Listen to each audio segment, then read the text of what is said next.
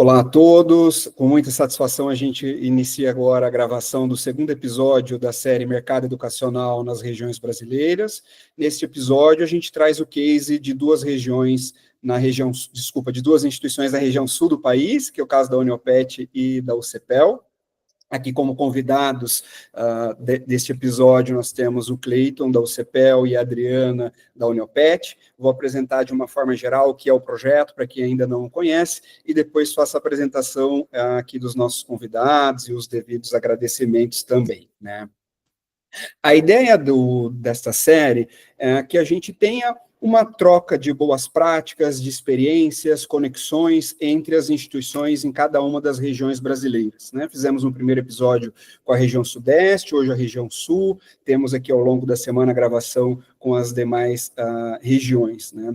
O foco destes eventos, ele está em buscar mostrar a pluralidade que nós temos nas regiões brasileiras, trazendo instituições de capitais, de interior, de diversos portos, universidades, faculdades, mas todas elas focadas na excelência acadêmica, com tradição, né, com uma boa reputação de marca e com uma característica de abrangência local, abrangência regional, né? E como que dentro dos objetivos também, como que as marcas locais, as marcas regionais, elas podem se diferenciar, ser mais competitiva perante os grandes players, né? Então, inovações, fortalecimento de competitividade dentro dessas instituições estão dentro aqui das nossas aspirações com o projeto.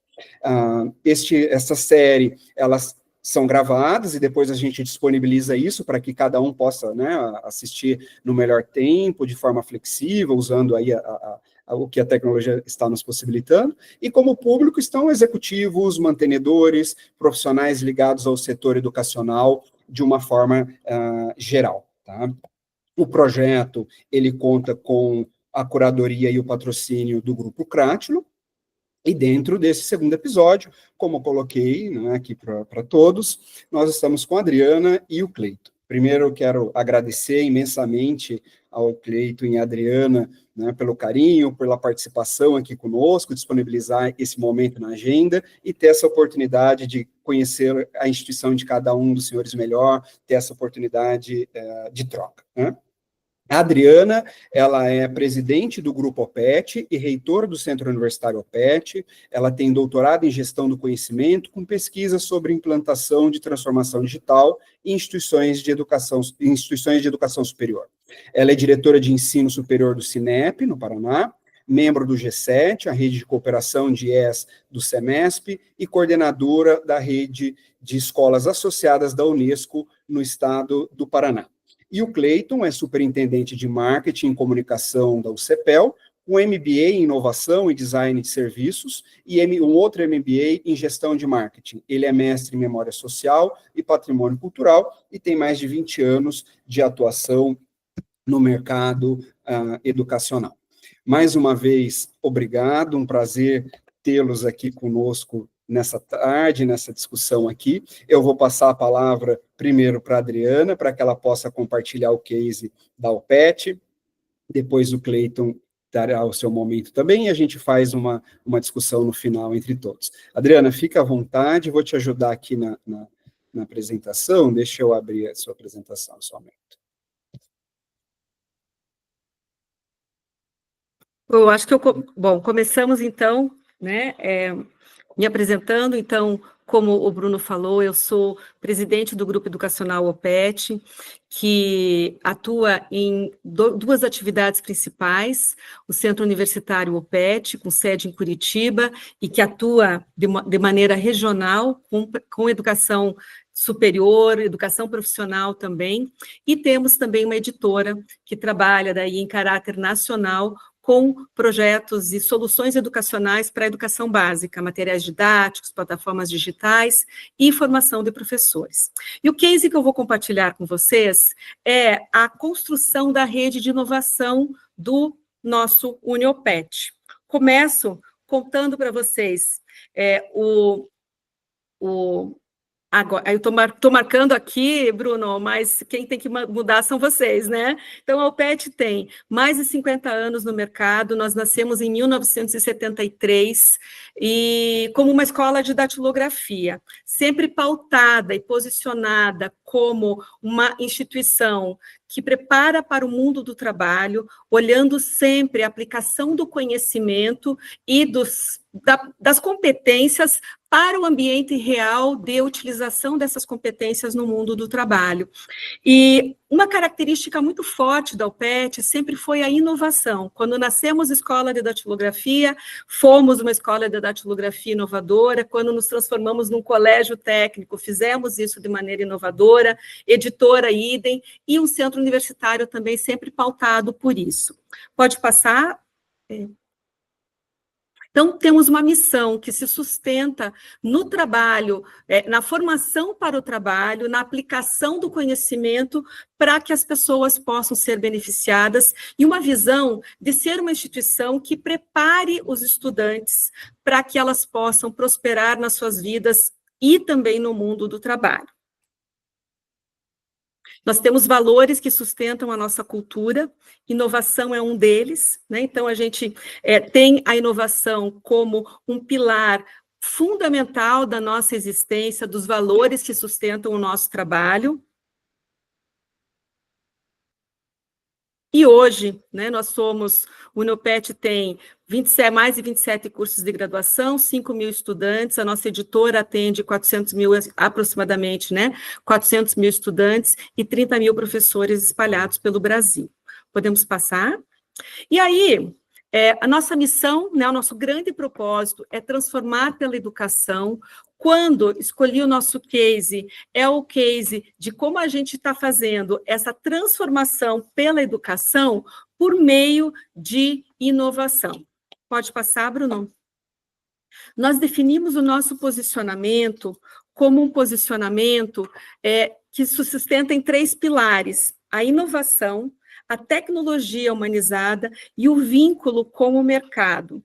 E no momento em que nós precisávamos fazer uma revisão, né, de como nós apresentávamos e nos apresentávamos para o mercado, nós tomamos como missão trabalhar esses 3 indicadores para fazerem a nossa percepção de marca, e também com que o nosso currículo e a nossa relação com estudantes, professores e o mercado de trabalho fosse caracterizada de uma maneira mais alinhada a esses 3 conceitos, né? Novamente, inovação, uso da tecnologia humanizada e o vínculo com o mercado. E isso, de fato, né, se sustenta de uma maneira muito integrada. Então, apesar de eu falar hoje da inovação e de como nós estamos constituindo essa identidade de inovação no mercado de Curitiba e região e internamente também, é claro que os outros elementos entram sempre na construção dessa identidade. Pode passar?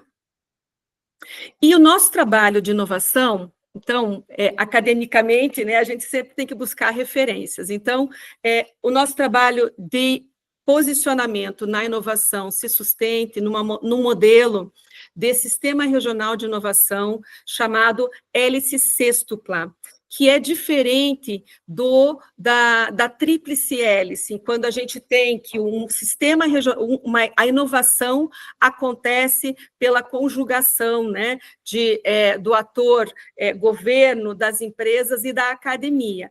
Esse modelo é um modelo que apresenta outros elementos que fazem um sistema regional de inovação, e é a conjugação desses atores que faz um sistema vibrante e que entrega resultados. Então, a gente tem um ator institucional nesse modelo, que são as instituições não governamentais, que contribuem, as associações de classe, que contribuem com o planejamento e a execução de processos de inovação. Nós temos o ator conhecimento, que não são só as instituições e as universidades, mas esse modelo traz todos os players, né, e todos os atores que trabalham com conhecimento. Aí falamos de formação lifelong, né, em todas as esferas da vida da sociedade. Temos o ator governo também, nesse componente, nessa hélice sextupla, porque ele é fundamental, trazendo políticas. Temos o ator fomento, que é o recurso financeiro para inovar. Temos os habitats de inovação, que são os lugares em que a inovação se acelera, se também ganha corpo, e temos o ator empresarial. Então, esse modelo expande o trabalho daquela hélice tríplice, né?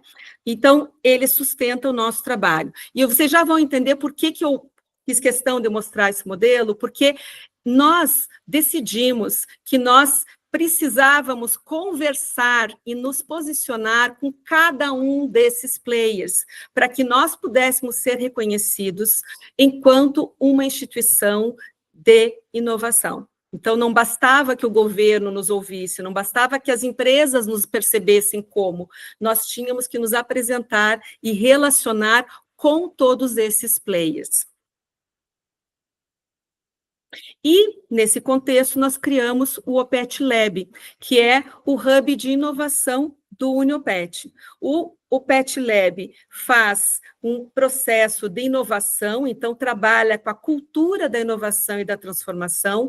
É no OPET Lab também que a gente acelera carreiras por meio da inovação e da orientação para os nossos estudantes, para que as suas carreiras e os seus movimentos estejam amparados em processos, ferramentas e mindset de inovação. E o OPET Lab também conecta os nossos estudantes e a nossa instituição ao mercado e gera também novos negócios. Então, por meio do OPET Lab, a gente articula a nossa atuação no cenário externo e interno de inovação. E aí, gente, inovação é rede. E uma das questões mais importantes da rede é a colaboração. Então, quando nós fomos buscar a constituição da nossa rede, nós fomos buscar naqueles players, nos 6 players, né, da hélice de inovação. Então, nós trabalhamos com a construção de redes que fazem com que o nosso projeto de inovação ganhe consistência e capilaridade também. Eu precisava que muitas pessoas, eu precisava que muitos players do cenário de Curitiba falassem da UPET, conhecessem a UPET e chamassem a UPET para participar do movimento de inovação da cidade. E foi assim que eu fui também constituindo, junto com o meu time, esses momentos de conexão. Então, construção de redes e construção especialmente de inovação, né? É conexão, é pensar numa palavra que todo mundo fala, né, e que ficou muito na moda, o ecossistema, né? Mas é ecossistema sim. A gente tem que pensar que as instituições de educação superior só conseguirão contribuir de maneira inovadora ou com a inovação da sociedade, se elas tiverem essa conexão, se elas fizerem um trabalho endógeno, né, olhando exclusivamente para o seu jeito de acreditar, de fazer inovação, ou para encaminhamentos de inovação, sem que haja essa escuta, e mais do que escuta, esse trabalho conjunto com os atores de um sistema regional de inovação, essa inovação é uma inovação que, quando o aluno chega no mundo do trabalho, ou quando ele vai construir a sua própria empresa, ele tem pouco recurso e pouco repertório, ou tem um repertório que é dissonante da necessidade do mundo e da sociedade, né? Então, nós tomamos cuidado para estabelecer essas relações. E quando eu falo essas relações, são relações que eu, enquanto reitora, assumi pessoalmente como responsabilidade minha. Então, esse foi um projeto que eu liderei junto com o meu time. Eu fui a campo também, e vou mostrar uma das nossas atividades, mostrar, na realidade, 2 projetos que nós realizamos. E trago também os nossos estudantes, os nossos professores, o nosso time, para participar dessas conexões. De algum modo, gente, é como se a instituição precisasse fazer um romper de casca, né? A gente precisa fazer com que a instituição estabeleça essas conexões e lance, né, braços, ouvidos, e também traga outros players, outros atores do ecossistema de inovação para trabalhar junto. No começo, a gente não tinha necessariamente grandes projetos de inovação, né? Mas é caminhando que a gente faz a caminhada, e primeiro fazendo de maneira, né, assim, de maneira não tão perfeita os primeiros movimentos, mas a caminhada vai aperfeiçoando, e a gente também vai aprendendo a construir redes na construção das relações com os players da instituição, né, com os atores, os parceiros da instituição. Então, nós fizemos esse alargamento de conexões. A UPET sempre teve isso como uma prática, uma verdade para a gente. Então, não foi uma coisa que a gente precisou romper do tipo, não, vamos pensar para fora, não. Mas nós precisávamos renovar, né, pensar de um jeito diferente essas conexões. E eu vou apresentar para vocês 2 exemplos eu vou só contar aqui um pouquinho, né, antes da gente pular para o próximo. Então, nós temos aqui em Curitiba o Vale do Pinhão, que é um elemento, é a nossa articulação do ecossistema de inovação de Curitiba. Nós trabalhamos com o Paraná também, né? Então fomos para elementos de inovação no Paraná. O G7, que é a rede do SEMESP, da qual eu participo, também, né, nos apoiou, e a gente estabelece essas conexões e mobilidade estudantil. Então, empresas também, a gente tem aí, né, a Renault, a Bosch, Condor, que é uma rede de supermercados aqui da região muito fortes. Então, eles foram um baita parceiros nossos para fazer projetos iniciais de inovação com os nossos estudantes, trazendo seus cases, seus problemas, suas necessidades para os nossos estudantes trabalharem. Então, aí trago, né, participamos do STEM, do DNA da inovação, e o Sebrae também, né, tem uma série de programas de inovação e de parcerias com instituições de educação superior. Então, tudo que estava disponível para a gente trouxe para o PET, para nos ajudar a desenvolver e aperfeiçoar a nossa cultura de inovação. E eu vou trabalhar agora e apresentar 2 projetos concretos que a gente fez, e está na próxima lâmina. Primeiro foi o Climaton. O Climaton é um hackathon de clima, então trabalha com a questão de inovação, de sustentabilidade, e o Climaton acontece ao mesmo tempo no mundo, né? Ele acontece em outubro, aproximadamente, finalzinho de outubro. Então, são muitas instituições, não necessariamente de educação superior, mas instituições, organizações não governamentais, instituições de educação superior também, governos, muitas vezes, municípios que fazem os seus climatons. Então, é um hackathon cujo tema é clima, as mudanças e emergência climática. Então, nós usamos o Climaton, primeiro, organizamos e realizamos o Climaton em parceria. A organização de um evento dessa natureza atrai muitos atores externos, então é uma maneira da gente oxigenar também a OPET. Então, trouxemos muitos atores externos, muitos parceiros, como avaliadores do hackathon, como inspiradores, como orientadores, e fizemos isso, obviamente, também em parceria com empresas de comunicação. Então, isso nos ajudou a dar uma a expandir, né, a participação da UPET na comunidade com um projeto de responsabilidade social e também inovação. E os nossos estudantes vivenciaram um processo de ideação nesse momento, né? Então, e eu não estou falando só estudantes, né, gente? Eu falo estudantes e professores e coordenadores de curso. Então, nós fomos orientando o processo de ideação do hackathon, do Climathon, para que os nossos estudantes e também membros externos, pessoas externas podiam participar, pudessem fazer esse encadeamento da construção de ideias e projetos inovadores. Então, esse projeto foi um projeto muito interessante. Pode passar para a próxima. Nós já fizemos duas edições.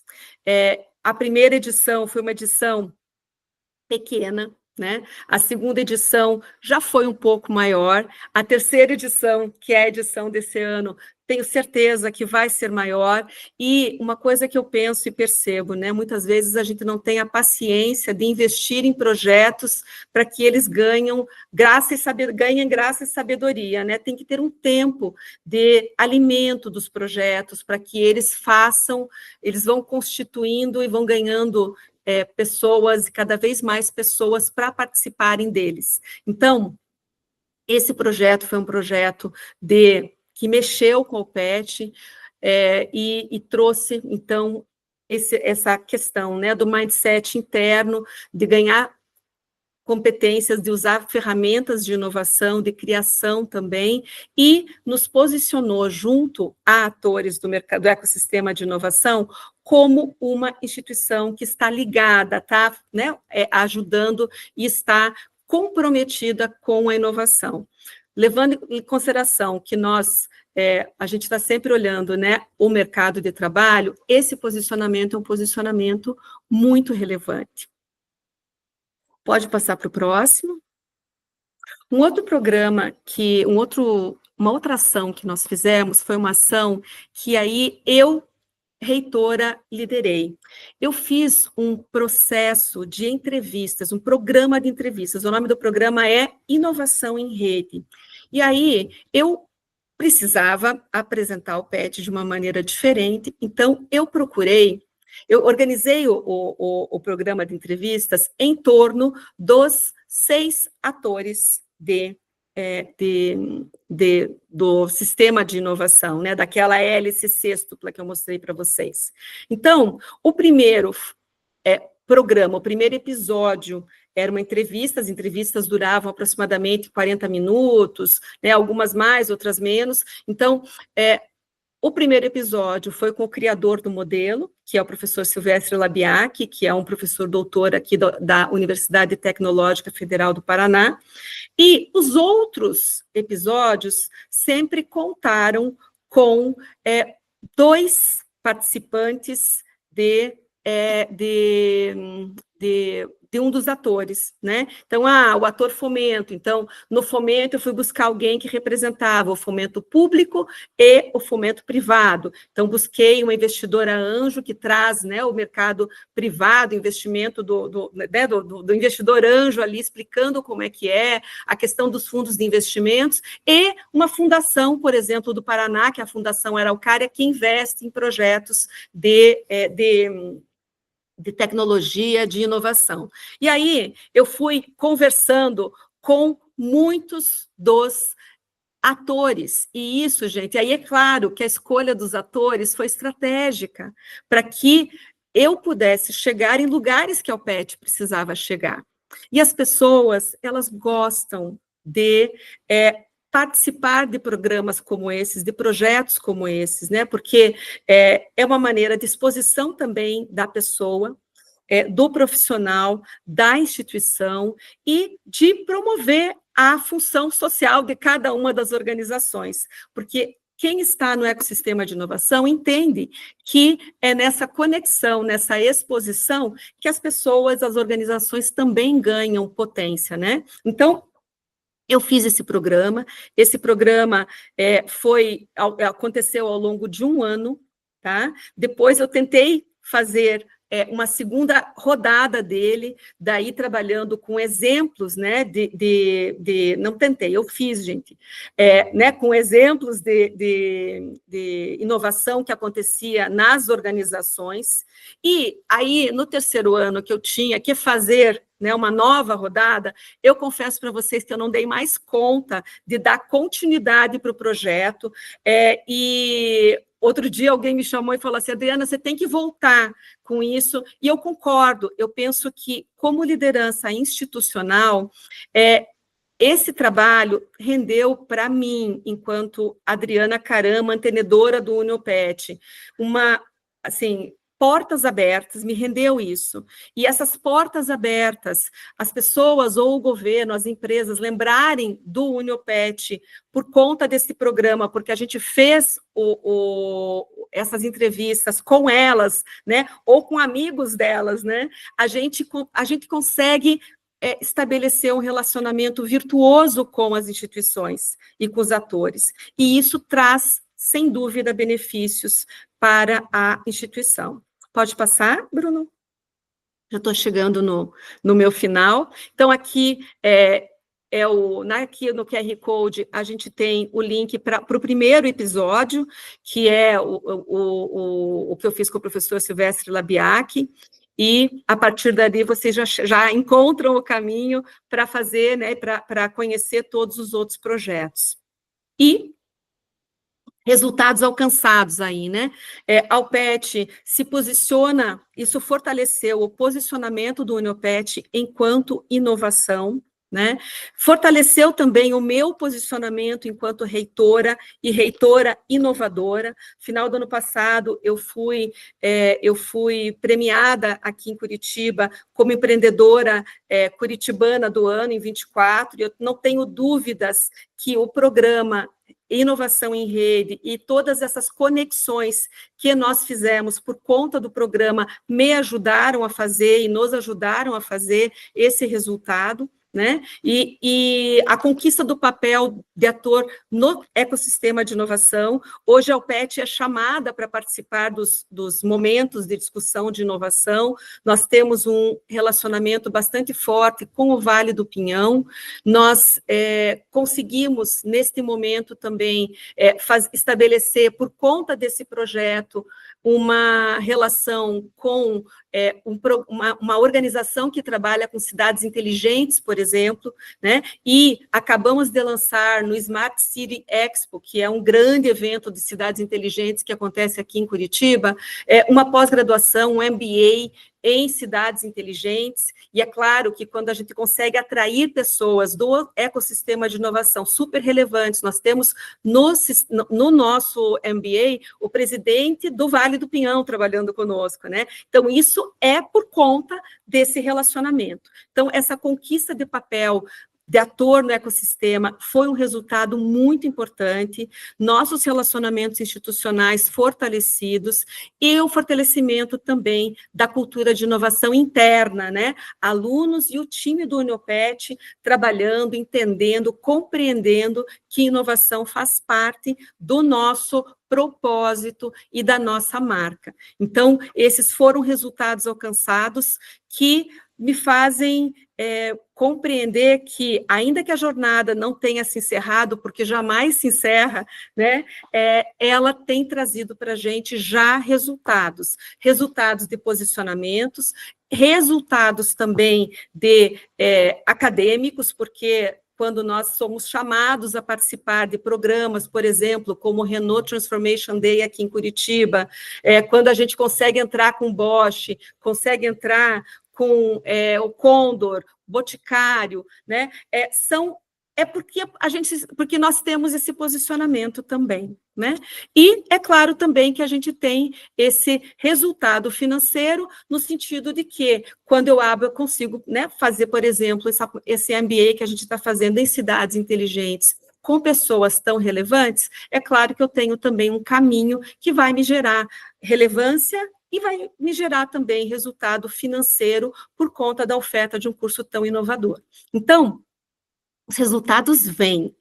Não vêm no primeiro ano, eles demoram para vir, mas a gente precisa continuar plantando a semente sempre do nosso posicionamento no ecossistema de inovação. Bruno, essa é a minha contribuição. E aqui estão meus contatos. Adriana, muito obrigado, prazer te ouvir, né? E todo o carinho que você tem pelo tema, né? Bastante evidente, né? Tanto pela questão da rede, quero falar um pouco sobre isso contigo, né? Depois da fala do Cleito, como toda a parte da inovação, né? E os projetos que você ilustra aqui para a gente. Eu tomei nota de bastante coisa aqui para a gente conversar. Obrigado, Adriana. Obrigada, Bruno. Cleiton, fica à vontade. Maravilha. Vamos compartilhar aqui. Então, desde já também agradecer por essa oportunidade, por esse momento, e em especial por estar dividindo essa mesa virtual aqui com a Adriana, né? Um case muito especial que eu acabei de presenciar aqui também e com curiosidade, né, de aprofundar essa relação aqui também. Mas eu, então, te agradeço, Bruno, pelo convite da Universidade Católica, né? Então, também atuo hoje como superintendente de marketing e comunicação, né? A universidade entendendo que é uma função transversal entre áreas de administrativas e acadêmicas, né? Na qual eu tenho me relacionado e buscado conexões também de inovação nesse processo todo, integrando áreas e buscando essas conexões de forma cada vez mais eficientes, assim, dentro da universidade. Então, dentro dessa minha caminhada, né, também sou filho da Universidade Católica, né, estudei aqui, depois tive a oportunidade de trabalhar 10 anos aqui na área de marketing também, tive uma experiência numa instituição na região metropolitana de Porto Alegre e agora também, há 2 anos e pouquinho, retornei para minha cidade natal e voltando a contribuir aqui com esse processo da Universidade Católica, né, na qual tenho muito carinho e que também é uma instituição que tem um impacto muito substancial nessa região onde ela está inserida.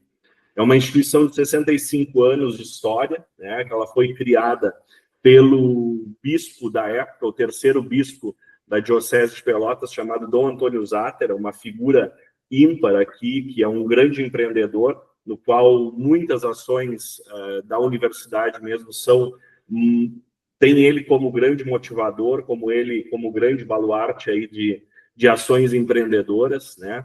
Foi a Universidade Católica, então, a primeira universidade do interior do Rio Grande do Sul, né? Então, até haviam as faculdades, né? E sim, em Porto Alegre havia as 2 universidades, mas no interior do Rio Grande do Sul, a Universidade Católica é a primeira.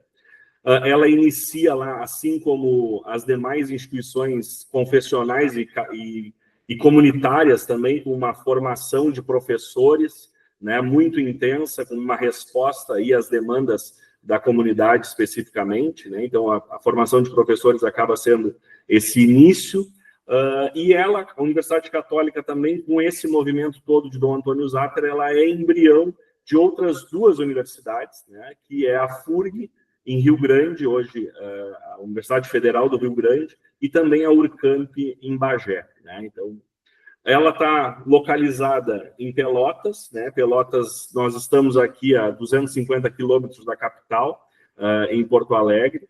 Hoje, a universidade tem 30 cursos de graduação e 4 programas de pós-graduação, né? Então, também forte e investimento substancial na área da pesquisa. Mas estamos aqui num cenário de Pelotas, né, uma das grandes cidades do estado, um polo educacional, né, onde várias cidades dessa região aqui convergem para a universidade, mas também entendendo que com uma concorrência bastante intensa, especificamente porque nós temos uma instituição federal, ou melhor, 2 instituições federais de ensino, a Universidade Federal de Pelotas, o IFSU, outras 3 faculdades presenciais e também 14 polos EAD. E a 60 quilômetros aqui está a cidade de Rio Grande, na qual a gente tem outra universidade, então, que é essa FURG, né, que surgiu também com a mão de Dom Antônio. Mas aqui um pouquinho o elemento de que a Universidade Federal de Pelotas, ela é talvez uma das principais instituições que embarcaram no programa Reúne do governo federal, da época de 2005, e ela comprou todas as credenciais. Nós costumamos dizer que ela fez todos os movimentos da política pública da época para a expansão da educação federal de ensino, né? Então, a Universidade Federal passou de praticamente um ano para o outro, né, de um movimento de 6 mil vagas, né, de 6 mil matrículas para quase 20 mil matrículas, né? Então, um movimento de expansão, de criação de cursos que, ao longo do período de implantação, ela se tornou esse volume de matrículas. Há uma instituição também, os grupos consolidadores, né, uma época semelhante a essa, ingressam na cidade, e parecia naquele momento em que a Universidade Católica não conseguiu identificar os movimentos de mercado que estavam acontecendo, e ela, um tanto quanto, ficou na sua relação que tinha até o momento, né, que era, sim, dividiam esse mercado tranquilamente com a Universidade Federal e a Universidade Católica, duas instituições com qualidade de formação bastante reconhecida e tradicionais na região, mas de uma hora para outra o mercado mudou, né? É uma expansão substancial nas vagas gratuitas, né, pela Universidade Federal, e também, por outro lado, os grandes grupos educacionais com ofertas bastante agressivas na relação de preço e também de conveniência estabelecida nessa relação da educação superior. Então, a universidade passa aí por esse momento, essa ficha em algum momento precisa cair, né, e ela cai. Existe uma mudança, ela acontece também nesse processo, uma mudança de reitoria, né, no qual um novo reitor, que é o reitor, o atual reitor ainda hoje também, reitor Bacchettini, que estabelece uma dinâmica de um planejamento estratégico olhando para 2012 até 2032. Né? E esse planejamento estratégico, ele reconhece todos esses movimentos de mercado que aconteceram e ele começa a criar novos caminhos, visto que a universidade já estava numa crise financeira também bastante substancial e que precisava haver um movimento bastante intenso para essa retomada, né? Acho que esse retrato ele é semelhante em outras instituições comunitárias e confessionais também, né? Em alguns casos, a gente se reconhece tendo vivido os problemas antecipadamente e podendo olhar para eles antecipadamente, né? Enquanto talvez outras instituições do centro do Estado, né, ou da região metropolitana acabaram sofrendo isso posteriormente, né? E a partir daí, desse planejamento, surge aquilo que a gente chama de a maior reestruturação acadêmica, administrativa, contábil e financeira que nós tivemos nesses últimos tempos, né? Então, a universidade conseguiu estabelecer toda uma repactuação de sua dívida, né? Olhar para dinâmicas que o mercado estava apresentando como caminhos viáveis, né? E estruturou isso olhando os movimentos academicamente também, né? Porque em algum momento se estabelece a própria relação de enxergar o seu portfólio e olhar para o EAD, que até então não era visto como uma opção, né? Então, existe esse caminho também, bem como outros movimentos que acontecem, como, por exemplo, a dinâmica das novas vagas da medicina, e o qual a Universidade Católica, em 2017, é contemplada com mais 80 vagas do curso de medicina. Então, hoje, sendo aquilo que a gente chama de a maior escola médica do Rio Grande do Sul, né? Então, a gente passa por esse vale todo, bastante tortuoso, e a gente chega num momento de hoje com um caminho muito mais bem estabilizado e caminhos de grandes projetos que nós temos calcado aqui, né? Que são os movimentos do que a gente tem chamado de cidade do SUS, né? Então, esse volume de cursos da saúde, o volume de alunos dos cursos da saúde, ele tem oportunizado uma prática muito contundente com o nosso hospital próprio, que é o Hospital Universitário São Francisco de Paula, no qual tem um campus da universidade, que é o nosso campus da saúde, que futuramente, possivelmente, todas as instalações da universidade se transfiram para essa unidade, e que a gente tem chamado de cidade do SUS, porque lá acontecem os quase 1.000 atendimentos, ou melhor, os quase 1 milhão de atendimentos anuais que o hospital presta, que a universidade presta, neste espaço, totalmente por meio da política pública do sistema público de saúde. Então, isso passa pela mão dessa instituição, dessa maior escola médica, mas não só médicos, porque enfermeiros, psicólogos, odontólogos, né, os estudantes de odontologia, eles passam por esses espaços também. Passa por um momento também de fortalecimento dos laboratórios de atendimento à comunidade, né, como espaços de prática do curso de Direito, a própria incubadora e trabalho de inovação, de relação com empresas, né, então passa por esse momento de amadurecimento e de crescimento, e essa relação estreita com a comunidade, além do ensino, da pesquisa e da extensão, ela é cada vez mais potencializada e valorizada, né? Então, enxergando nessa relação toda, esse mais de 1 milhão de atendimentos ao ano. Então, com isso, a gente enxerga alguns movimentos que nós estabelecemos a partir de 2023, 2022 para 2023. 2022, então, é a entrada da última turma que consolida essa maior escola médica. Então, 180 ingressos por ano, a universidade tinha 100 vagas, ganhou mais 80. Então, foi o ano em que se consolidou as 1.080 vagas de alunos estudantes da medicina, né? Nós tivemos aí naquele final de ano de 2023, então, a primeira formatura com a turma, com as vagas completas, né, de 180 alunos. Enxergando esse momento, nós olhamos internamente para a universidade com algumas provocações, entendendo que estávamos num outro momento da instituição, e nós refletimos sobre a nossa marca e sobre o nosso branding, efetivamente, né? Então, existe um movimento de marca e de branding que ocorre a partir desse olhar interno e do momento que a universidade vive. Então, falávamos aqui de um campus digital, né, um campus social e um campus mediador, né, no qual nós não cabíamos mais dentro daquela estrutura e daquele formato que nós estávamos vivendo.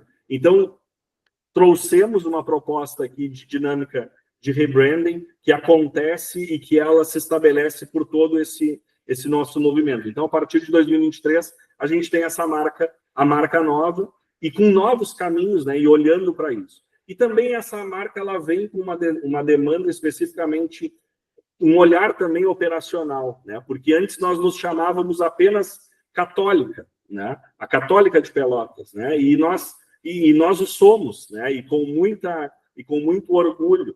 Mas nós também enxergamos de que, como a gente tinha um curso de medicina, que nós precisávamos atrair gente do Brasil todo, nós, em algum momento, íamos bater com a Católica de Brasília, a Católica de Pernambuco, né? As outras católicas que também existem no nosso Brasil, né?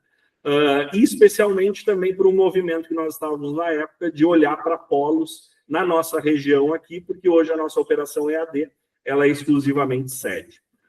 Nós tivemos essa marca em 2023, também ter uma marca de retomada do crescimento da captação, né? Até então, nós crescíamos pontualmente pelas novas vagas da medicina e com matrículas de EAD, com um movimento de crescimento, mas todos os cursos do presencial, eles estavam ou estagnados ou perdendo matrículas no presencial, né? Então, o 2023 ele também é marcado, 23 para 24, com essa retomada.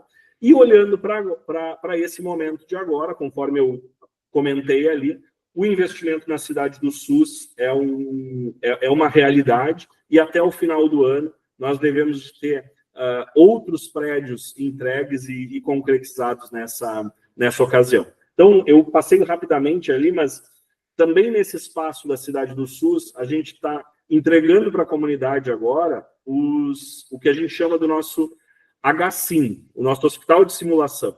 Então, nós tínhamos um SimLab, né? E esse SimLab com algumas salas especificamente com a simulação de procedimentos para os acadêmicos dos cursos de saúde, né?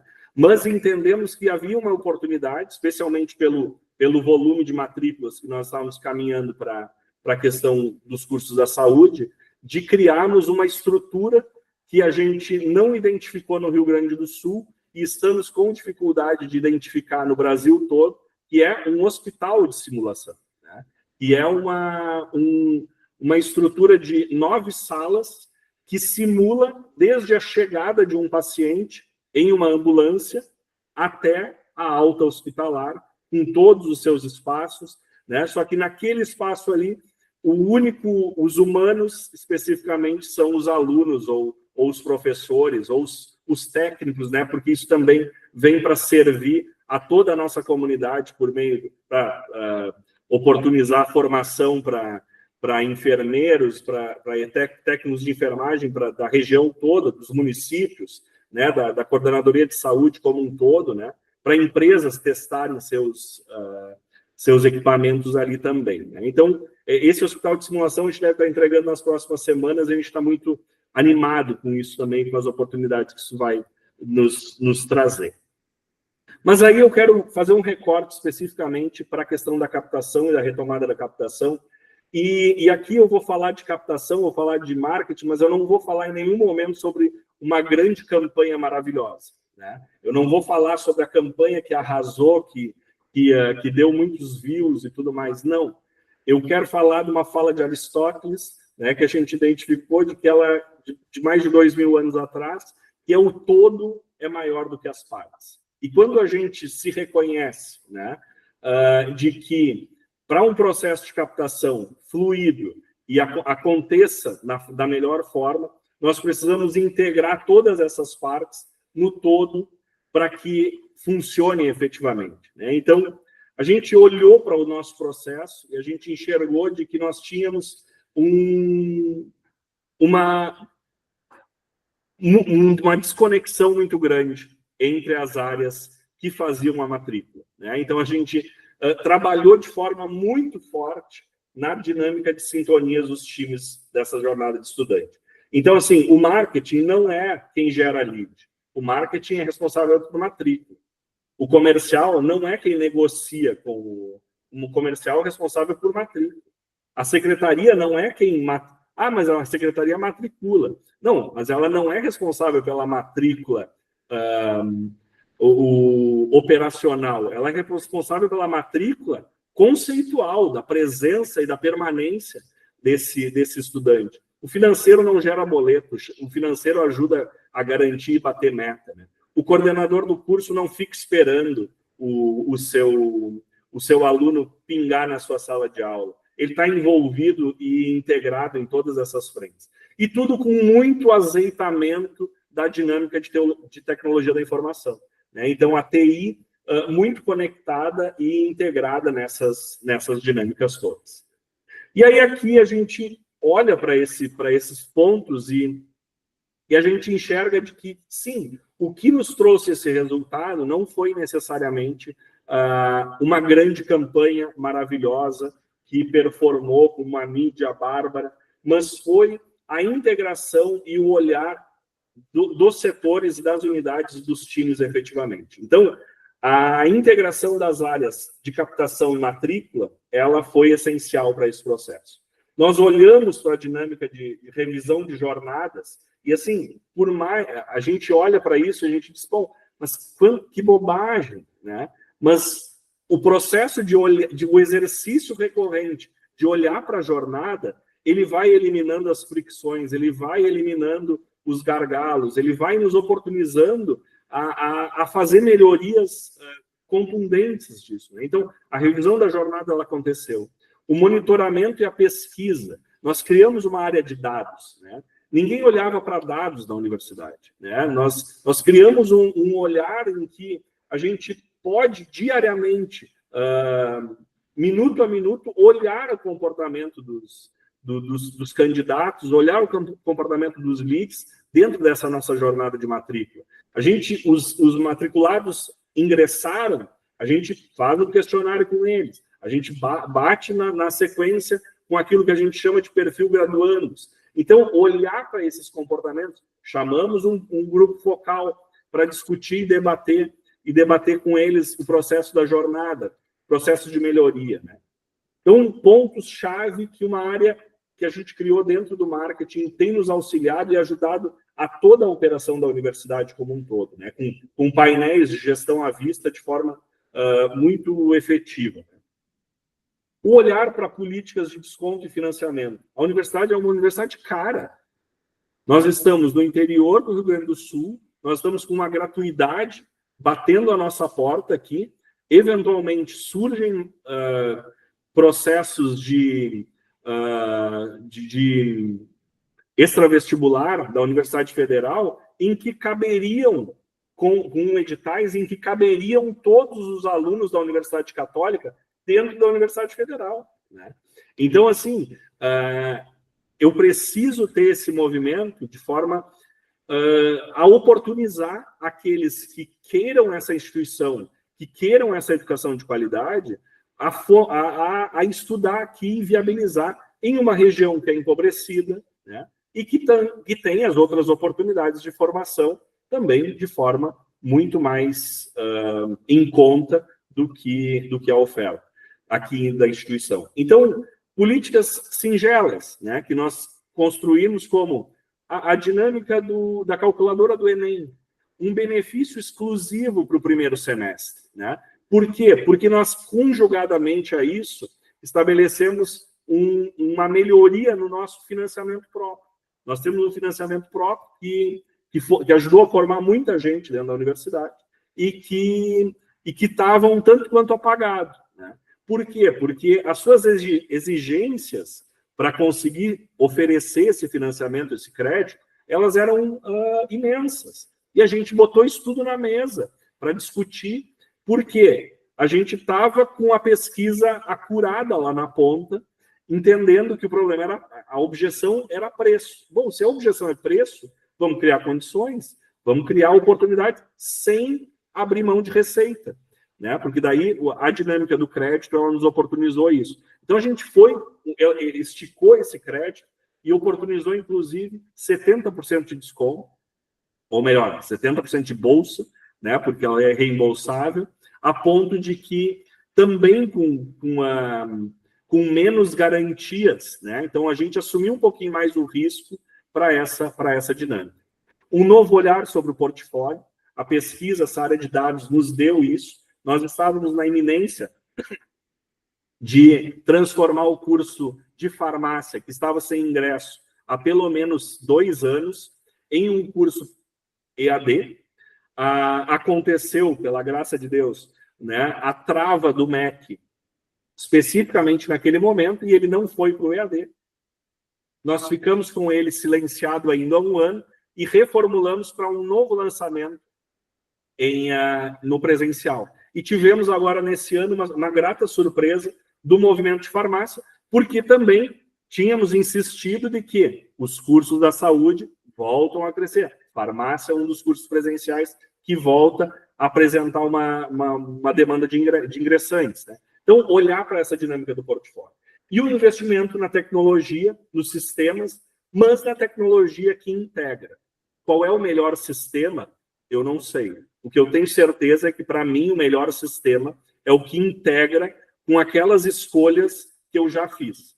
Porque se ele não integra, ou se eu não consigo fazer com que ele integre, vai ser mais um castelinho para eu achar que eu estou performando de alguma forma, mas eu posso muitas vezes estar me enganando com essa demanda. Então, a gente consegue hoje ter um CRM confiável, com todos os dispositivos de conversação, com WhatsApp integrado, estabelecido uma jornada de automação com o WhatsApp, tentando cada vez mais transformar essas conversas de forma humanizada, né, a ponto de que a gente consiga efetivamente manter a nossa dinâmica de processo sempre ativa e que o nosso funil caminhe, né?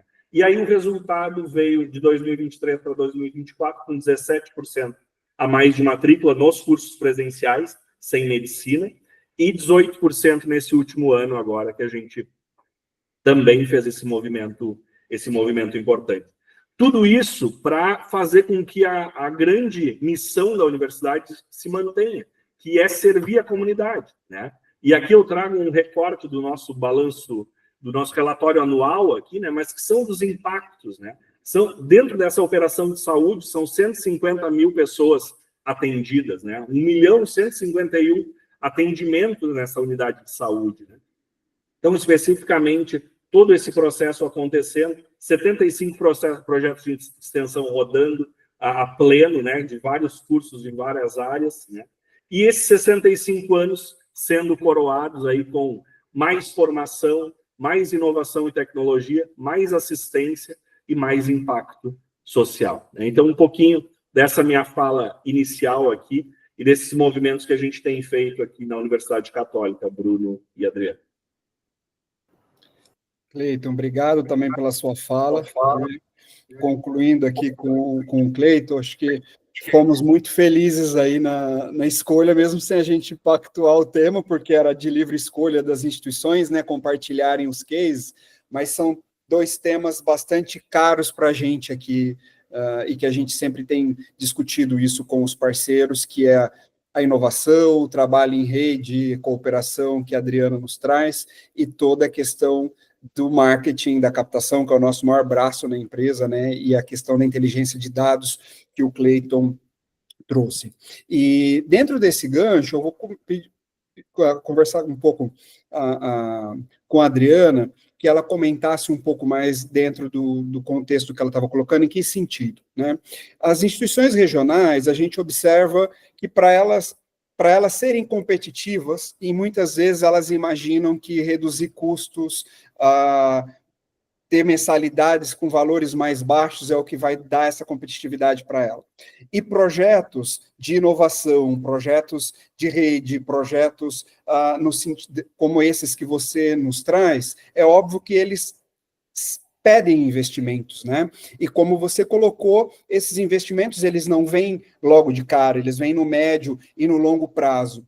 Por outro lado, ouvindo a sua fala, os resultados que você nos traz, eles nos levam, né, a entender como que esse diferencial, como essas questões competitivas, elas impactam não só o desenvolvimento econômico e social que esses projetos causam, né, na sociedade que você está, né, aí Curitiba, em região, como a visão dos alunos também para esses desafios regionais e também nacionais, né? Porque entre o leque ali da rede que você nos apresentou, vocês têm conexões com empresas governamentais, não governamentais, outras organizações, tanto no âmbito regional como no âmbito nacional, né?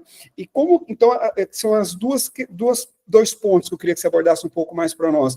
Por que, né, dada a sua experiência, investir em inovação e procurar trocar experiências de uma forma de rede, né? E o papel da rede no setor educacional hoje, né? E principalmente se tratando de marcas regionais. Então, o Cleiton colocou os grandes players, né? Como que a gente consegue ser competitivo e nos somar entre os pares ali? Claro. Hoje de manhã eu conversava sobre inteligência artificial, eu só vou dar uma coisa, mas eu já volto, não se preocupem. Conversava sobre inteligência artificial e sobre criatividade também, né? A importância da gente desenvolver competências que são essencialmente humanas para que as pessoas possam trabalhar e conviver e prosperar no mundo da inteligência artificial. Eu penso que, assim, agora traduzindo, né, para o que a gente faz, eu penso que num mundo de consolidadores, em que os consolidadores são tão fortes e vêm tão fortes para as nossas regiões, a criatividade, né, a conexão e a capacidade de gerar relacionamento com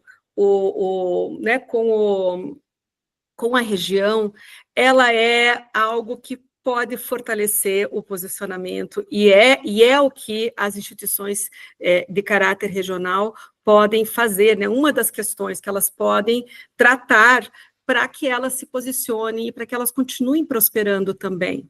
Então, eu não tenho dúvida de que a capacidade que a UPET tem, que o Uniopet tem, de estabelecer relacionamento, de apertar na mão, né, sou eu que estou aqui, é a professora Adriana Caran, né, do Centro Universitário UPET, que está em Curitiba, há tantos anos, né, há 50 anos, fundado pelo professor Caran, pai da professora Adriana, né? Adriana é a irmã do Luciano e da Daniele. Então, assim, essa identidade identidade da empresa, né, da instituição, que é regional, e no nosso caso, de caráter, né, de gestão e de propriedade familiar, isso assim, a gente não pode deixar de aproveitar essa oportunidade, a gente não pode deixar de aproveitar esse diferencial, porque esse é um diferencial super importante, que abre portas para a nossa instituição, que qualifica a formação que nós temos, que oferece oportunidades para os nossos estudantes, porque quando a gente faz essa conexão, né, a gente consegue realizar a missão da UPET de uma maneira muito melhor. Então, eu penso que quem tem instituições regionais não pode perder a oportunidade, porque tenho certeza, né, absoluta, que nós podemos ser muito mais eficientes, efetivos nesse relacionamento. Uma grande instituição pode fazer esse relacionamento? Claro que pode fazer, né? Mas ele não vai ter a mesma característica, né? A mesma força. Então, eu penso que esse relacionamento com o mercado inovador, com os atores, né? E com o ecossistema, os atores regionais, é algo que nós, enquanto instituições de ensino regionais, não podemos nos furtar, né? Assim, não podemos deixar de fazer, Bruno, porque é o que temos, né? Então, assim, quais são as nossas fortalezas também, né? Então, foi buscando essas nossas fortalezas que a gente foi também alimentar isso. E precisávamos, como eu te disse, né? A gente precisava recuperar alguns laços, a gente precisava abrir novas avenidas também para a gente poder se fazer esse relacionamento, porque o contexto muda, as pessoas vão mudando, né? Então, a gente precisava renovar esses laços e essa capilaridade da UPET. Bom, investir nisso é super importante, né? Investir nesses relacionamentos é importante. Em inovação, você falou que eu sou uma entusiasta, né? E é fato, eu vejo e percebo que a inovação é uma responsabilidade das nossas instituições, porque se nós estamos fazendo a formação de profissionais, de pessoas, para que elas possam ter condições de contribuir com a sociedade, mas também de prosperarem na vida, elas vão ter que... nós vivemos em um mundo em que inovação é uma das grandes competências do profissional do século XXI. Então, nós precisamos formar os nossos estudantes, e a gente não dá o que a gente não tem, né? Então, uma instituição não vai formar um estudante inovador se ela também não for inovadora, e se ela não experimentar novos movimentos. Então, se não se dá o que não se tem, né, a gente também tem que fazer a instituição buscar esses caminhos. O investimento não é pequeno, mas eu diria, Bruno, que o investimento é muito mais de software do que de hardware, no sentido assim, eu preciso investir dinheiro para comprar equipamento, para comprar isso, né? Não, eu preciso de software, eu preciso de gente pensando, né? Eu preciso do funcionamento, eu preciso do relacionamento. Então, atitude, é projeto, é constância, nesse sentido que é o software, né? É o programa ali de inovação, de relacionamento que a gente faz. Isso também custa, obviamente, né? Custa dinheiro, custa atenção, custa prioridade. E então é importante também um investimento assim. Então, eu diria que é um investimento, inicialmente, muito das pessoas, precisa ter alguém que faça essa liderança, e a liderança é uma liderança para fora, e a gente precisa ter também uma liderança interna, né? Alguém que consiga traduzir para o acadêmico, para o dia a dia, essas questões, porque senão também, né, quem faz essa conexão, e a liderança maior fazendo essa conexão, não tem eco lá no dia a dia, né? Então, a gente também precisa se preocupar e cuidar disso, para que o que a gente fala para o mundo seja verdade internamente. E o estado do Paraná e a região sul, de uma forma geral, é berço de grandes grupos educacionais, né? E experiências como essa que a Adriana nos traz, com certeza é um dos grandes diferenciais competitivos do Uniopet, né? De posicionamento de marca e de cultura, né? A Adriana colocou muito bem, eu vejo essa questão de todos vestirem a camisa, né, desde o DNA, da história da família, né, de ser uma marca familiar, dos valores que isso traz e como que eu vou mostrar isso de forma que me traga competitividade, que me diferencie de forma bastante positiva dentro do mercado, né?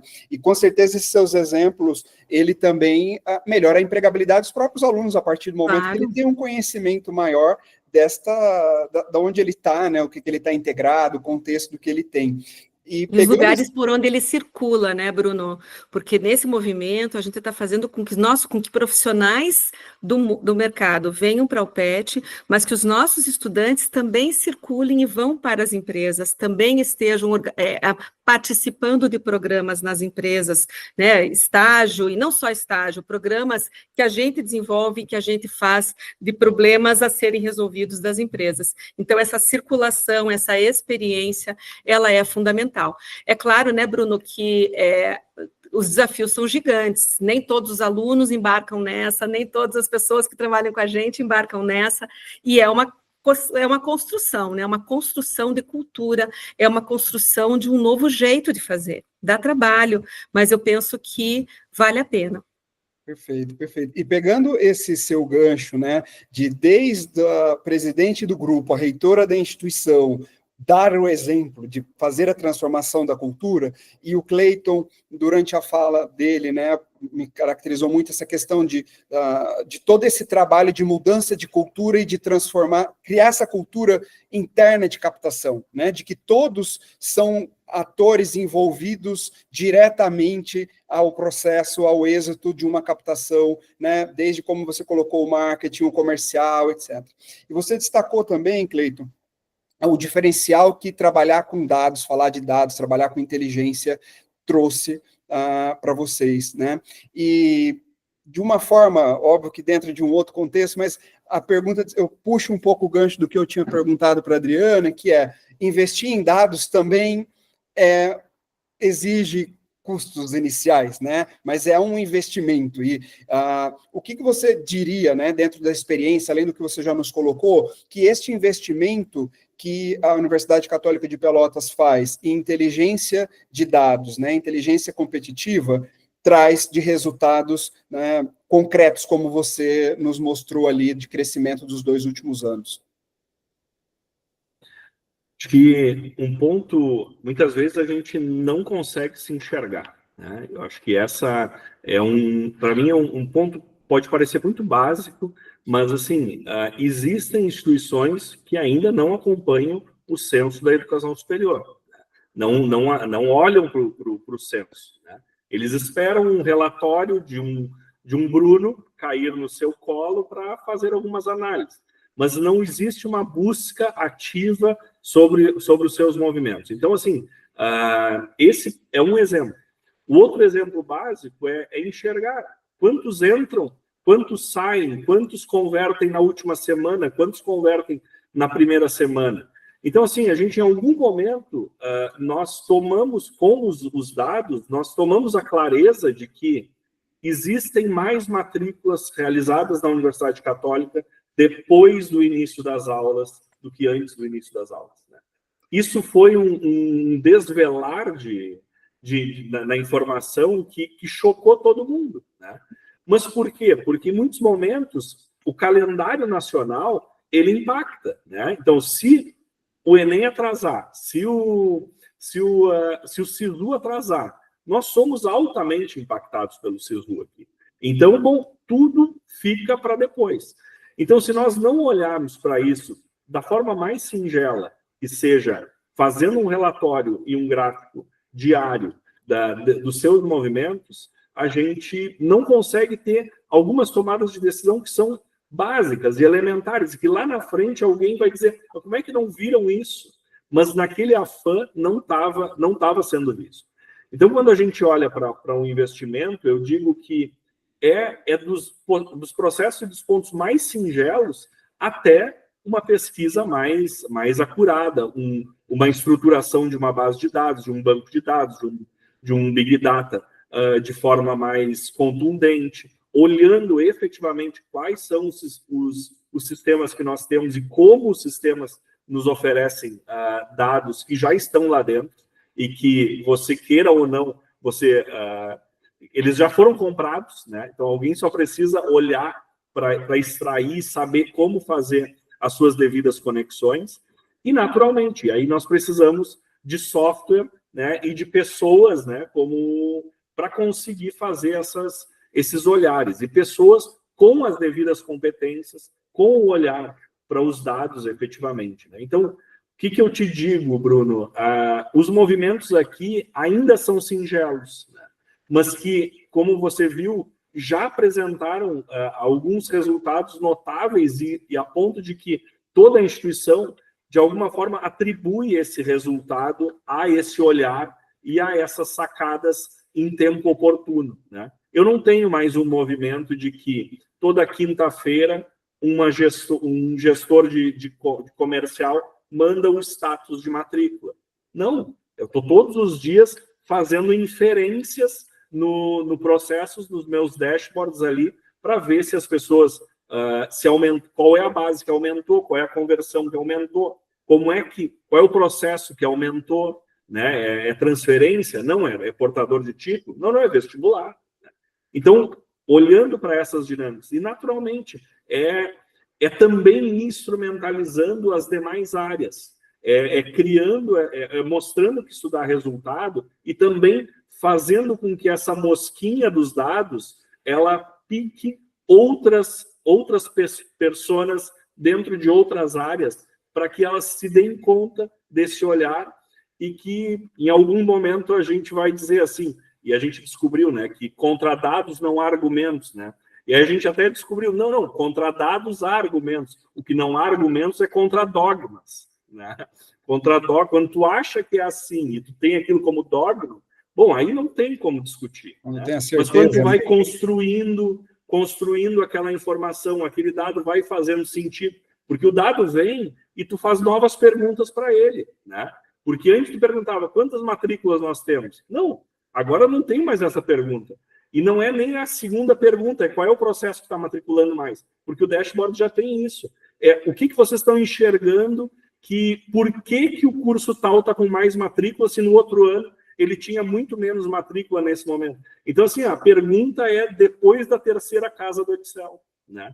Então, assim, eu acho que esse é o movimento. Mas ele é devagar, né? A gente precisa, essa clareza precisa ir contagiando outras áreas também. E, de novo, é um investimento de pessoas e é um investimento de tecnologia, mas o investimento da cultura também precisa ser trabalhado. E, Cleiton, pegando você como líder desse processo, né, de transformação aí do marketing, de captação, o que você apontaria como tendências mais promissoras para marcas regionais para captação, né, além dos que você já está nos colocando aqui? Olha, o que a gente tem observado efetivamente aqui é entender que o produto, especificamente o nosso produto, é muito bom. É aquilo que a gente oferece enquanto formação E enquanto oportunidade de transformação para as pessoas, né, ele é muito especial. Por quê? Porque ele tem essa conexão da própria terra com as pessoas da própria terra também. E é essa dinâmica do atendimento e da assistência, dessa conexão com a comunidade, que eu dei alguns exemplos e algumas ênfases ali na área da saúde, porque, de fato, é muito vultuoso esse volume, mas, assim, isso acontece em todas as áreas. Isso acontece com a área de gestão, a área de direito, com certeza, o SAGE, né, o Serviço de Assistência Judiciária da Universidade Católica, é o maior escritório de advocacia da cidade de Pelotas. Né? Ele é onde mais gera processos e atendimentos nessa área. Então, eu acho que essa entrega, ela é substancial. Aonde a gente precisa achar as dinâmicas é conseguir fazer com que, a partir das tecnologias, a partir da abordagem de forma do sistema, dessa automação, que eu consiga achar os momentos certos de conversar com essas pessoas, com esses clientes que de alguma forma estão abordando comigo, eu consiga dar a devida humanização e o devido atendimento para esse processo, né? Porque ainda assim a gente tem esses movimentos todos, mas existe um gargalo, existem lapsos, existem pontos que a mágica não acontece, né? E aí, bom, ali a gente precisa estar sempre revisando. E muitas vezes, bom, em alguns casos é o sistema que não foi bem calibrado, mas às vezes também é a mão humana que talvez não estava tão bem formada, tão bem capacitada para fazer aquele acolhimento que depois vai gerar impacto. Porque o impacto que os alunos geram na comunidade, né, a forma como a gente trata a comunidade, a gente precisa trabalhar esse prospect desde do seu primeiro flerte conosco, a gente precisa cuidar dele com o mesmo tom, com a mesma intensidade. Então, assim, é criar essa conexão, esse elemento simbólico, né? E acho que a Adriana falou isso também muito bem ali na dinâmica, mas esse elemento simbólico o cuidar da comunidade, o cuidar do aluno, né? E o cuidar em todas as etapas, né? E aí acho que esse também é um ponto que a gente quer aprofundar nos próximos tempos, com esse grupo de pesquisa também, que é muito trabalho colaborativo, chamando pessoas de dentro dos setores que não necessariamente são aqueles que estão na vitrine o tempo todo, né, ou que são liderança, mas pessoas que fazem parte do setor para construção de movimentos colaborativos, convidando alunos para desenhos de jornadas, para estabelecer esses vínculos, esses touch points de forma cada vez mais pessoalizada, né, de forma que isso gere efeito, porque às vezes a gente está achando que, não, aqui é o problema, né? E aqui é o problema, se nós melhorarmos isso aqui, a gente vai melhorar substancialmente. Aí tu faz um grupo focal, ninguém fala daquele teu problema, que tu achava que era o maior problema. Cara, isso aí desconstrói qualquer dinâmica de a gente achar que a gente é dono do... Então, se a gente não ouvir o cliente, ver o que está agradando, o que não está agradando, talvez a gente está botando uma energia bárbara em algo que não vai fazer diferença. Não vai fazer o resultado, né? E importante que eu vejo aqui, destaque da fala dos dois, mesmo sendo projetos, cases distintos, né? Um case de marketing, outro de rede, de inovação, ambos falam muito de investir em pessoas, né? E como que as pessoas, como que essa comunidade interna, né, é o diferencial em ambos os casos, né, que vocês nos trazem. E Adriana, pensando em inovação, em tudo que você discutiu aqui com a gente, né, até agora, o que você enxerga, né, qual que você acredita como o maior desafio para instituições num contexto regional, né, com características como o grupo de vocês aí para os próximos 5, 10 anos, e como que vocês estão se preparando para esse futuro? Como você enxerga o mercado para essas marcas regionais? Bom, O mercado tem mudado, né? Tem trazido, a gente enfrenta, as instituições regionais enfrentam grandes desafios, né? A gente enfrenta os desafios de consolidação, não há, é inegável que eles, né, que os consolidadores trazem desafios para as instituições. A gente tem um espremer de valor de mensalidade, né, das mensalidades, e ainda que muitas vezes né, a busca seja de, tá bom, então vamos, existe um limite para isso. Eu penso que as instituições regionais têm que entender que existe um limite, porque senão nós corremos o risco de nos inviabilizar. É claro que também, se a gente não viabiliza uma diferenciação, se a gente não viabiliza uma escolha do estudante, não só por questões financeiras, mas por questões de projeto, de vínculo e de resultado, a gente não vai viabilizar essa equação. Então, eu vejo que o desafio das instituições regionais é conseguir fazer essa fuga, né? Fugir desse modelo e desse mecanismo aí de guerra de preços, e buscar a qualificação. E não é só buscar a qualificação, né? É a percepção da qualificação, de que vale a pena investir nessas instituições. Então, eu acho que esse é um grande desafio, porque preço passou a ser um elemento assim, determinante para os nossos estudantes, né? E a gente vive num contexto em que a gente, né, assim, não é só que não pede, mas que os nossos alunos chegam dizendo, tenho aqui, tenho ali, né, o que você faz para mim?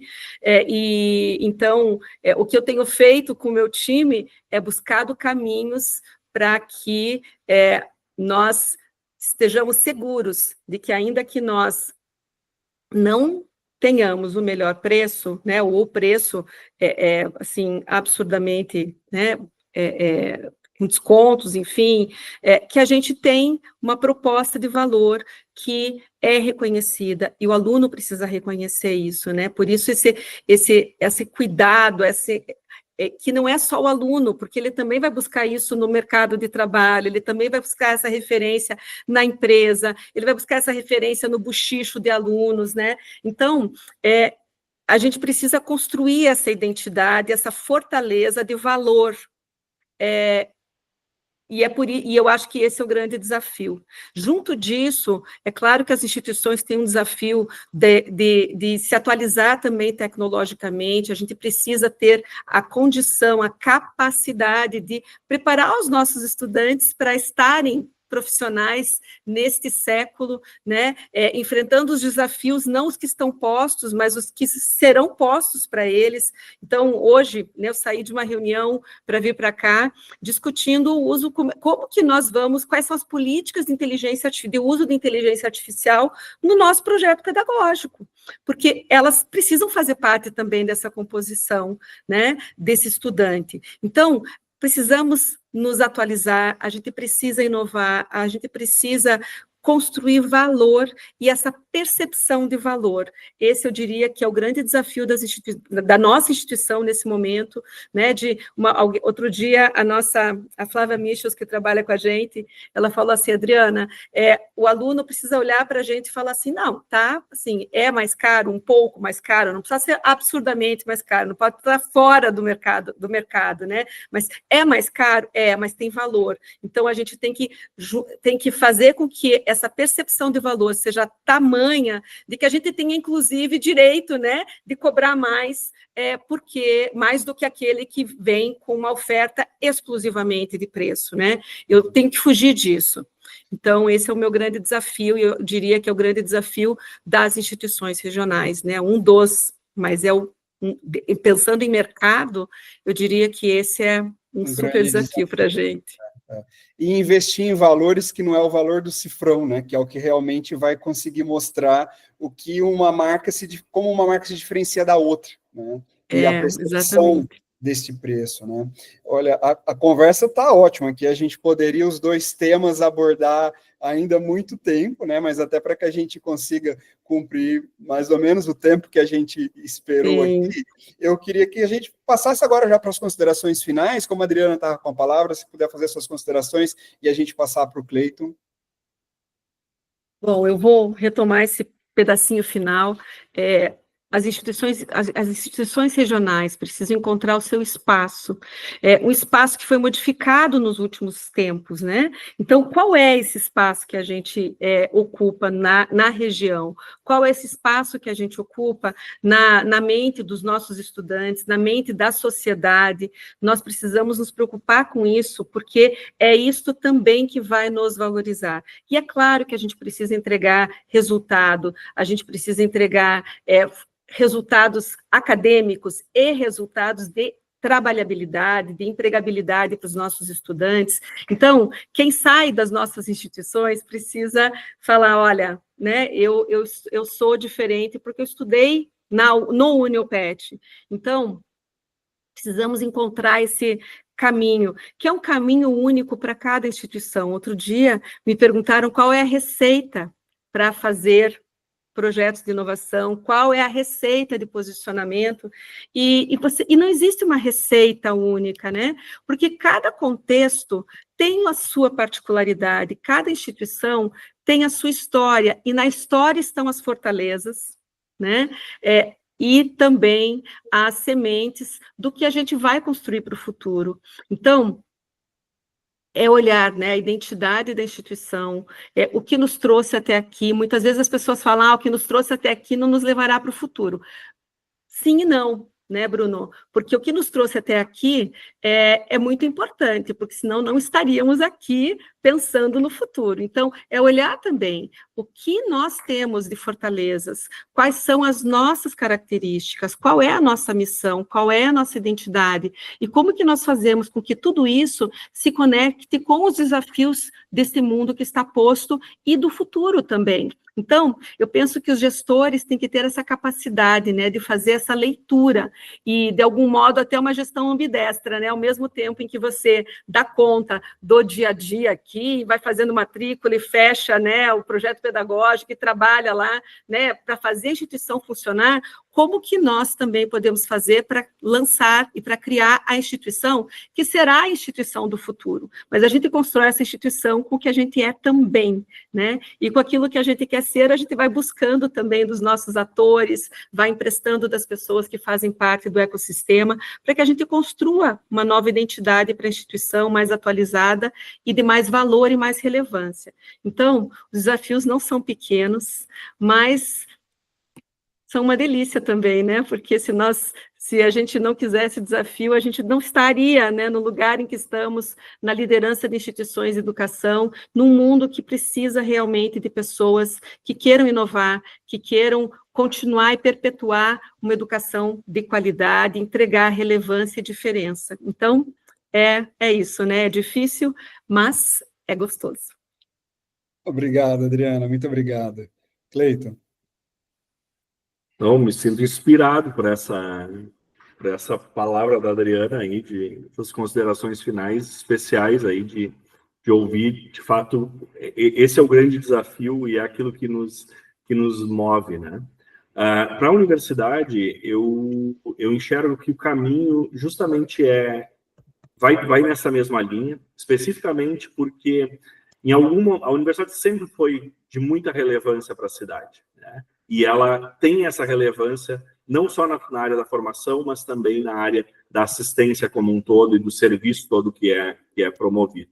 Ela passou por esse vale, por essa dificuldade em algum momento, e hoje, tendo essa estabilidade, a sustentabilidade mais bem estabelecida, é um momento em que toda a universidade, especificamente nas palavras do nosso reitor, o reitor Bacchettini, de que é o momento de que a universidade pode devolver ainda mais, né, os serviços e o fazer para essa comunidade que a acolhe há 65 anos e que tem assumido também os desafios da própria universidade, porque também em momentos importantes a própria comunidade esteve do lado para que garantisse essa oferta e essa qualidade que é oferecida pela universidade também se mantivesse, né? Então, acho que hoje os investimentos são substanciais e a gente quer, a cada momento, pelo fazer dos alunos e pelo fazer de toda a assistência que é produzida aqui, devolver para a comunidade aquilo que que a universidade tem recebido, muitas vezes em formato de incentivo, em formato de mensalidades, né, devolver para a comunidade aquilo que já é dela, porque é uma instituição comunitária, é uma instituição filantrópica, é uma instituição confessional católica que tem isso na sua essência e na sua missão. Então, esse é o momento, e com o crescimento, a gente enxerga que isso é possível a cada novo dia e a cada novo processo, porque mais recursos se estabelecem, mais pessoas estão vinculadas à instituição, mais mãos se conectam para fazer isso e trazer benefícios para toda a comunidade. Então, por aí. E em nome do Grupo Crátilo, eu só tenho a agradecer a Adriana e o Cleiton por esse momento tão enriquecedor, né? E duas marcas, Uniopet com mais de 50 anos, a Católica de Pelotas com mais de 65 anos, e por todas as transformações que ao longo dessas décadas essas instituições não passaram e não inovaram e não captaram para passar por tantas mudanças, seja de legislação e tudo que a gente enfrentou dentro dos últimos anos. Então, com certeza, o que vocês trazem aqui para nós hoje vai ser muito inspirador para muitas marcas com características regionais, que é o que a gente vem fomentando aqui dentro da série. Meu agradecimento super especial, Adriana, Cleiton, obrigado de coração, obrigado mesmo. Fico à disposição de vocês, porque precisarem aqui da gente também. Grande Obrigada abraço. pelo convite, Bruno, é sempre uma oportunidade. Obrigado, pessoal. Muito bom. E um abraço, né, para o pessoal daí que está vendo a gente. Tchau, obrigado.